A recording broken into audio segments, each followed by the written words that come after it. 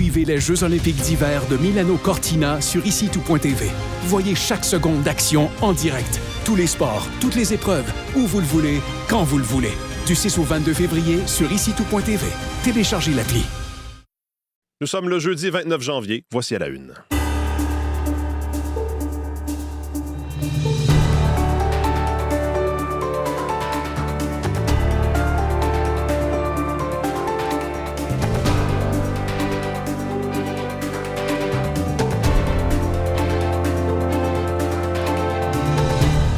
Bonjour, bon jeudi, bienvenue à l'émission, c'est Mathieu Belluma au microphone, j'espère que vous allez bien. Merci d'être des nôtres en ce début, d'être des nôtres, oui, en ce début de journée, j'espère que ça va bien. On va faire évidemment le tour des derniers développements dans l'actualité ensemble, que ce soit au niveau culturel, sportif ou de la météo. On va aussi se parler de ce programme de l'expérience québécoise. Vous avez peut-être entendu, vu ou lu le dossier de mon collègue David Gentile hier sur la fin de ce programme dont on parle beaucoup depuis des semaines. Il a obtenu, David, des chiffres sur le nombre et sur les conséquences de la fin de ce PEC, de ce programme de l'expérience québécoise dans le milieu de la santé. Donc, 6 000 personnes seraient touchées.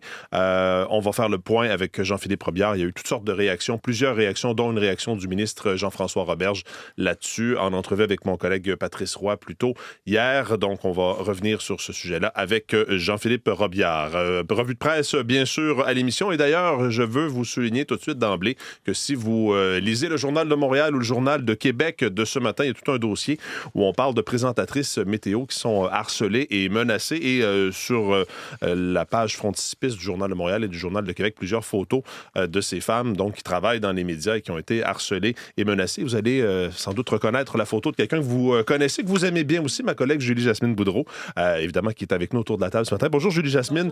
Je voulais en parler d'emblée parce que vous avez pris part à ce dossier qui est publié ce matin dans le Journal de Montréal et dans le Journal de Québec sur ce harcèlement, ces menaces, et vous trouviez important de prendre la parole dans le cadre de la publication de ce dossier. Oui, puis ça prend du courage pour le faire. Absolument. C'est pas simple. On est une dizaine, tout réseau confondu. Depuis 7 ans, on reçoit des lettres en tout genre, très dégradantes. Ça ne se lit pas ici. Non. En fait, le contenu de ces lettres, vous les avez vues. Puis moi, j'en ai reçu qu'une seule. Cela dit, je pense à mes consoeurs de travail, à quel point certaines ont été ciblées pendant des mois, des années. Alors, j'exprime vraiment toute ma solidarité ce matin. C'est un gros matin, disons ça comme ça. Oui, je vous comprends. Puis c'est pour ça que je voulais le dire. Puis on est aussi avec vous, évidemment, on exprime notre solidarité envers vous, évidemment, ce matin. C'est sûr que c'est pas des moments agréables et faciles, mais c'est important de le dénoncer, de le dire haut et fort. C'est bien dit. Véronique Méran et Jean-François Paradis sont aussi avec moi. Bonjour à vous deux. Bonjour Mathieu. Oui, pour ne pas l'avoir vécu personnellement, très solidaire avec mes collègues parce que j'en étais témoin. Ça existe, c'est déplorable et il faut dénoncer. Il faut le dire, effectivement. Et dans certains cas, ça prend des plaintes à la police et il faut laisser les policiers faire leur travail, absolument. Alors, on va y revenir bien sûr dans la revue de presse, mais je voulais évidemment le souligner ce matin. Donc, solidarité et vraiment courage de votre part, Julie-Jasmine. Et ceci dit, on va quand même parler de culture un peu plus tard à l'émission. On va parler de Bruce Springsteen, le boss. Le boss qui a composé une chanson pour dénoncer ce qui se passe à Minneapolis. Je pense que ça devait venir de lui qui a une parole engagée, qui est la voix moyenne de l'Amérique. Alors, il a dit que c'est ça, c'est une réponse à la terreur étatique et il n'y va pas avec le dos de la cuillère. Okay, alors, je vais vous faire entendre ça tantôt. Parfait, on y revient un peu plus tard. À tout de suite, Julie-Jasmine. Parlons-en des conditions de la météo. C'est un copier-coller, encore une fois. C'est pas très chaud. C'est plutôt nuageux. C'est plutôt nuageux. Et neigeux plus dans l'est. Neigeux dans l'est. En fait, il y a un système un peu étrange. On a comme une situation de blocage et normalement, le système, ça balaie la province d'ouest en est. Mais là, celui-là, il est comme dans l'est et il est forcé de reculer en raison du blocage atmosphérique. Donc, c'est surtout l'est du Québec qui reçoit de la neige aujourd'hui. Sinon, dans le sud, vous l'avez dit, nuages dominants. Oui, il y a des éclaircies, mais c'est timide. Donc, quand on le voit, le soleil, il faut en profiter. À long terme, peut-être pour la fin de semaine, un petit peu plus de soleil à l'horizon. Mais des températures qui demeurent dans les mêmes moyennes, moins 11, moins 13 maximum anticipé aujourd'hui, demain. 2-3 flocons ce matin, ça a été le cas la nuit dernière. Il y a une petite couche de neige au sol sur le sud, sur le centre de la province ce matin, moins d'1 centimètre quand même. Donc, ça pourrait se reproduire la nuit prochaine. Mercure qui va redescendre encore. On frôle les moins 15, moins 18, Grand Montréal, mais on descend près de la barre ou sous la barre des moins 20, encore vers le centre de la province la nuit prochaine. Et demain, vendredi, même scénario, nuages éclaircis. Un petit assouplissement du froid en fin de semaine. Dimanche, on gagnera quelques degrés. La normale, c'est moins 6 le jour sur le sud du Québec.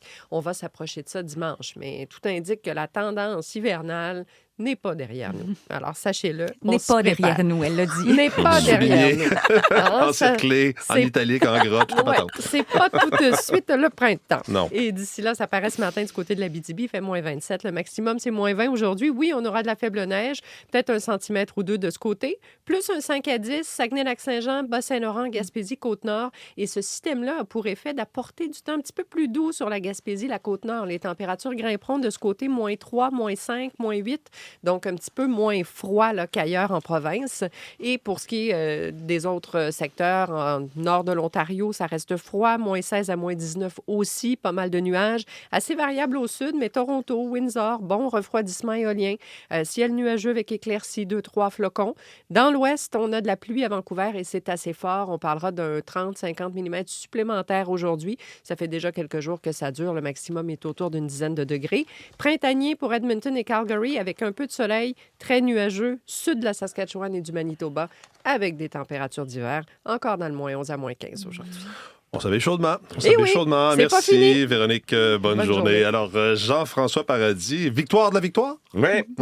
Victoire de la victoire, disons-le comme ça, tout à fait. C'était le dernier match pour les équipes de la LPHF hier, avant la pause olympique. Et la victoire de Montréal a battu assez facilement les Sceptres de Toronto 3-0. Donc, on a conclu du côté de la troupe de Cory Chevry la première moitié du calendrier avec aplomb, devant une foule d'un peu plus de 8000 spectateurs à la Place Belle à Laval. Donc, un autre succès à la Place Belle. Et dans cette victoire, on a marqué 2 buts en avantage numérique. C'était une première pour la formation de Montréal. Et on a obtenu également 9 points de différentes joueuses. Donc, un apport de toute la formation pour ce qui est de l'attaque comme telle. Donc, Nathalie Mlinkova en première période, Marie-Philippe Poulain et Shian Darkangelo ont déjoué Reagan Kirk qui a bloqué 28 rondelles pour Toronto. Poulain et Darkangelo ont marqué en avantage numérique en deuxième période. Vraiment bien placé devant le filet, les mains rapides. Évidemment, on connaît le talent de Marie-Philippe Poulain, mais Darkangelo a été assez habile également.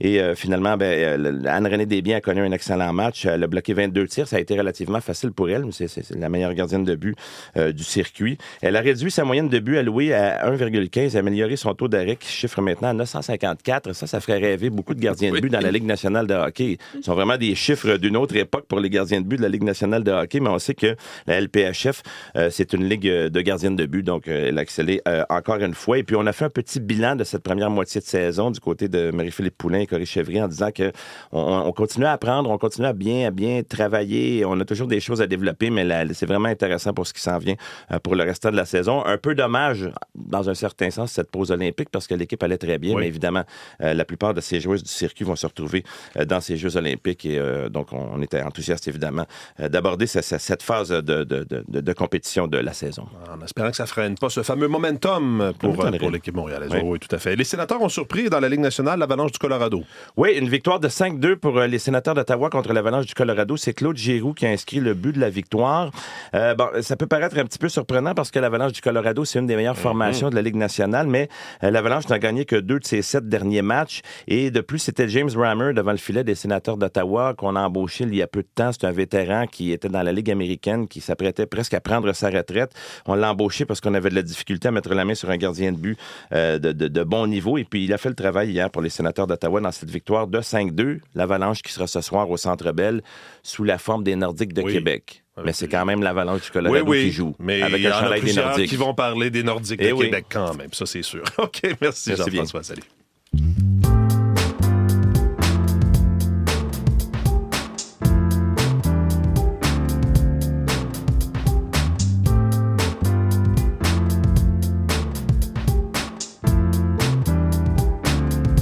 À la une des différents quotidiens de ce matin, j'en parlais au début de l'émission. Oui, si vous voulez lire ce dossier dans le Journal de Montréal et dans le Journal de Québec, 10 présentatrices harcelées, c'est ce que titre le journal. Ces femmes, donc, qui présentent la météo à la télé québécoise dans la mire d'un seul suspect depuis 7 ans. 10 présentatrices, donc parmi les plus connues du Québec, sont victimes de harcèlement et de menaces de mort depuis 7 ans. Il y en a qui ont reçu, et Julie Jasmine disait une lettre, mais d'autres en ont reçu plusieurs, selon ce qu'on lit dans le Journal de Montréal, qui semblent provenir du même individu, que la police n'a pas encore été arrêtée. Vous pourrez lire les détails et les témoignages des différentes présentatrices ciblées ce matin dans le Journal de Montréal et dans le Journal de Québec, qui parlent aussi des objets saisis en prison. 8,7 millions de dollars en saisie dans les prisons.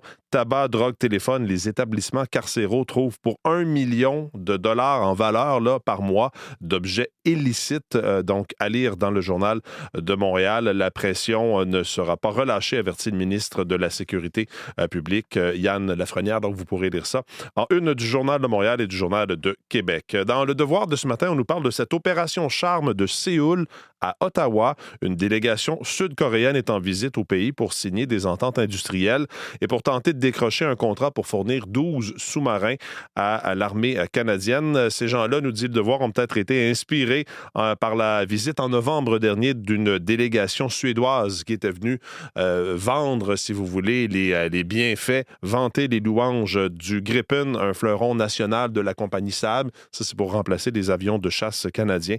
Donc, à lire dans Le Devoir de ce matin. Il en est aussi question, ça fait aussi la une du Globe and Mail, justement, et la Corée du Sud qui voudrait essentiellement venir installer, possiblement ici, des usines de construction, d'assemblage de voitures. Donc, c'est des démarches qui sont en cours de la part des Sud-Coréens. À lire aussi dans le Globe and Mail, qui fait sa une avec cette rencontre entre Mark Carney et les premiers ministres des provinces et des territoires. Vous pourrez lire ça en une du Globe. Le National Post nous parle de son côté de ce congrès conservateur qui commence aujourd'hui et il y a un vote de confiance sur le leadership de Pierre Poilievre qui aura lieu donc au cours de ce congrès. Vous pourrez lire ça dans le National Post. En une du site internet de radiocanada.ca, Ivac, agresseur sans le savoir, un texte de Pascal Turbide. Au Québec, il y a un homme, en fait, un homme peut être étiqueté comme un agresseur sexuel par une agence gouvernementale sans avoir été mis au courant. Le programme d'indemnisation des victimes d'actes criminels, donc l'Ivac, n'exige pas de condamnation, d'accusation, ni même d'enquête policière pour indemniser certaines victimes. On a voulu protéger les victimes de violences conjugales qui hésitent parfois à porter plainte par peur de représailles, mais on nous présente l'histoire de Stéphane, c'est un nom fictif, qui s'est rendu compte, alors qu'il était en instance de divorce avec sa conjointe, que son nom était sur ce registre et qui, en fait, devait verser une contribution financière visant à contribuer aux besoins d'un enfant né à la suite d'une agression sexuelle, à la suite d'un témoignage donc de son ex-conjointe, et lui dit « Je ne l'ai pas agressé sexuellement, c'est jamais arrivé », et se retrouve dans cette situation. Donc, dossier assez percutant ce matin à lire en une du radiocanada.ca. Puis la presse nous parle d'un virage VG dans plusieurs hôpitaux et CHSLD du Québec. De plus en plus de plats végétariens, donc moins de viande ou peu ou pas de viande. Oui, il y a des économies, mais c'est aussi pour des questions de santé. Dossier à lire en une de la presse plus de ce matin.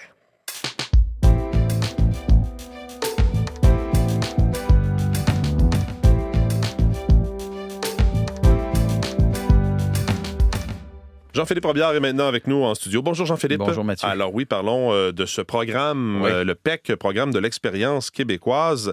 6300 travailleurs étrangers dans le réseau de la santé là, qui seraient menacés de départ forcé en 2026. Des milliers de préposés aux bénéficiaires, des infirmières, des travailleurs sociaux également pourraient perdre leur permis de travail ou verront leur permis de travail arriver à échéance cette année, donc en 2026. Et l'impact pourrait être particulièrement important, c'est ça, dans le réseau de la santé. Oui, c'est clair. Le réseau de la santé, Mathieu, qui risque d'être sous pression au cours des prochains mois si ces 6300 travailleurs étrangers temporaires doivent partir, doivent quitter leur poste dans le réseau de la santé parce que, vous l'avez dit, leur permis de travail arrive à terme. Et ça, Mathieu, 6 300 travailleurs étrangers dans le réseau de la santé, ça représente à près de 2 de tous les employés du réseau de la santé qu'on retrouve au Québec. Et dans certaines régions, là, ça serait même plus que ça, selon la Fédération interprofessionnelle de la santé. En Abitibi, Témiscamingue, là, ça serait presque 10 des travailleurs dans le réseau. Donc, des travailleurs qui sont devenus au fil des mois, au fil des années, des piliers du réseau et dont l'avenir à l'heure actuelle est incertain parce qu'ils ne savent pas s'ils seront acceptés dans le nouveau programme de sélection des travailleurs qualifiés du gouvernement du Québec. C'est le cas, entre autres, de Sabrina Couider, une infirmière clinicienne, Mathieu, qu'on est allé chercher en France, qui a déménagé ici avec sa famille et qui est inquiète ce matin. On l'écoute. On est des milliers à vivre cette incertitude. Puis, ça fait des mois qu'on est plongé dans cette incertitude.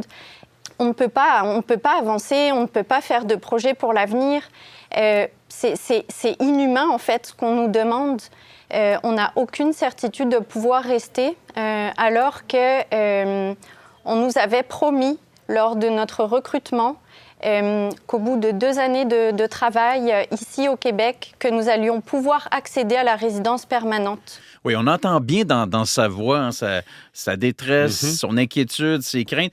Il faut dire que jusqu'à l'été dernier, Mathieu, les travailleurs immigrants du réseau de la santé avaient l'habitude de demander la résidence permanente, en vertu du programme de l'expérience québécoise après 2 ans de travail. Mais c'est un programme, on le sait, qui a été aboli et qui a été justement remplacé par le programme de sélection des travailleurs qualifiés qui fonctionne différemment avec des critères qui ne sont pas les mêmes et qui fonctionnent également par invitation. Là. Oui, et on comprend cette inquiétude et on la sent bien effectivement dans l'extrait que vous nous avez présenté. Il y a le ministre de l'Immigration, Jean-François Roberge, lui, qui tente de calmer le jeu. Oui, hier, il a parlé à mon collègue, à Patrice Roy, le ministre Roberge, qui a tenté de se faire rassurant pour le personnel du réseau de la santé qui a été recruté à l'étranger. On l'écoute. Nous ne nous priverons pas de votre expertise. Nous voulons que vous restiez.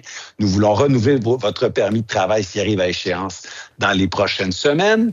Nous allons le faire. Ottawa doit le faire aussi parce que nous, on donne des CAQ qui leur permettent de rester sur le territoire. Ottawa doit renouveler des permis de travail. Au Québec, on ne peut pas renouveler des permis de travail. Ensuite, s'ils parlent français, qu'ils ont l'expérience de travail pertinente, nous allons renouveler leur permis de travail jusqu'à ce qu'ils obtiennent la permanence.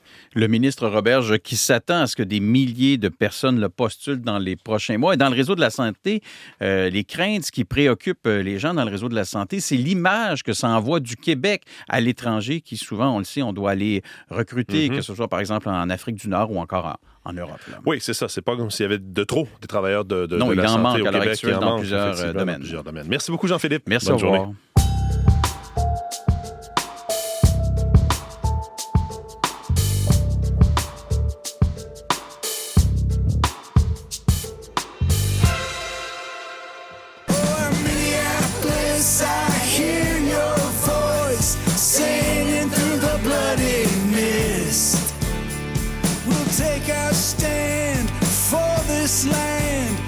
Stranger in our midst.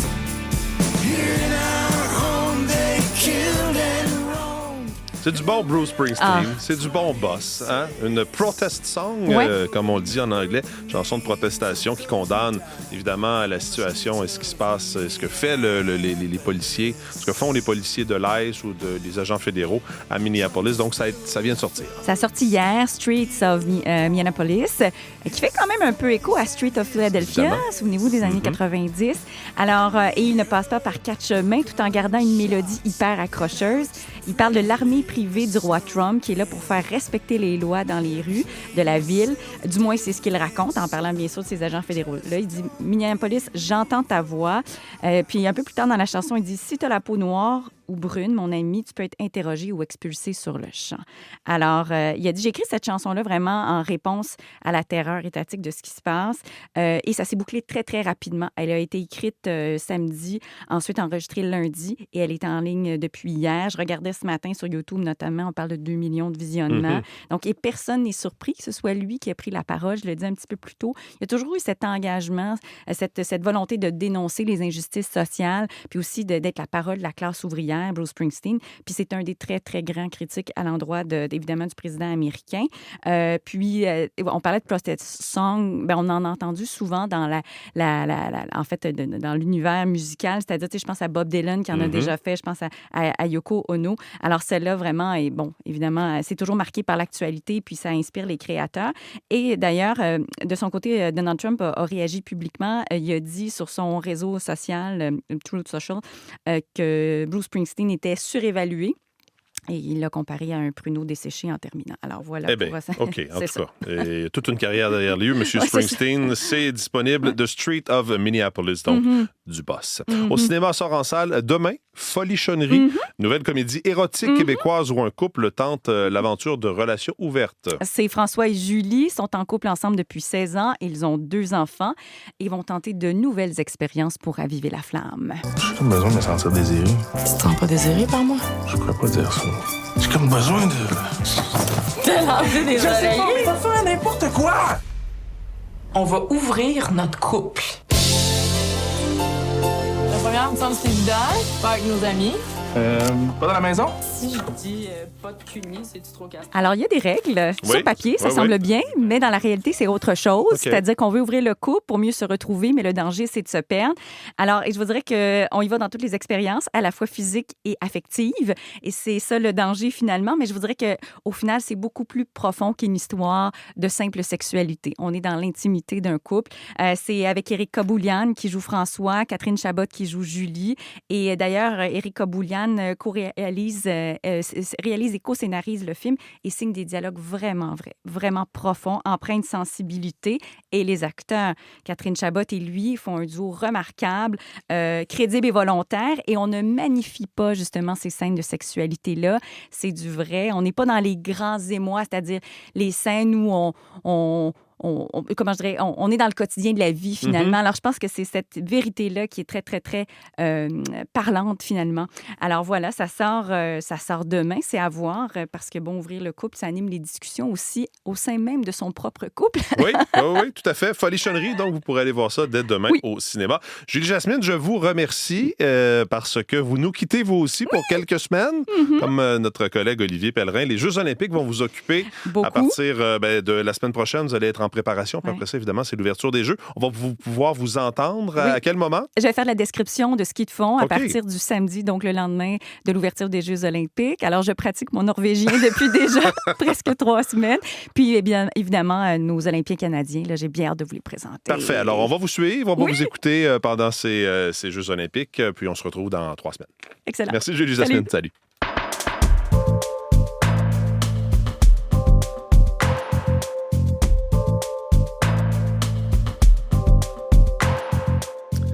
Marie-Michel Borduas maintenant avec moi en studio de la Salle des Nouvelles pour savoir ce qu'on va surveiller aujourd'hui. Entre autres, puis on parlait de Minneapolis avec Julie Jasmine et cette chanson de Bruce Springsteen. Il y a aussi une offensive de l'administration Trump qui est remarquée dans le Maine. Oui, des opérations de la police fédérale de l'immigration, comme on a vu à Minneapolis, qui sont menées dans le Maine. Jacques Audrey Charbonneau s'est rendu à Lewiston, à Portland. Elle a constaté la peur, mais aussi des communautés qui s'organisent contre ces interventions et d'autres citoyens qui les soutiennent.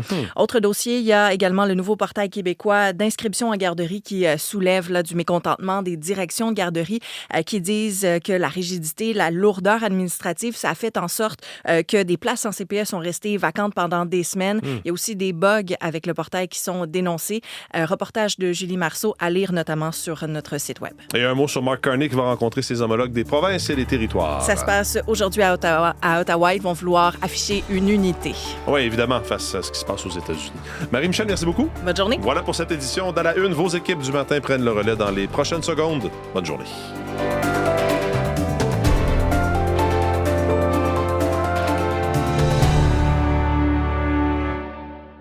Je suis correspondant aux États-Unis depuis le mois d'août. Imaginez le tourbillon. Et ce n'est qu'un début. Je vous invite à voir les événements à travers mes yeux. Louis Blouin aux États-Unis de Trump, en exclusivité sur Radio-Canada Audio.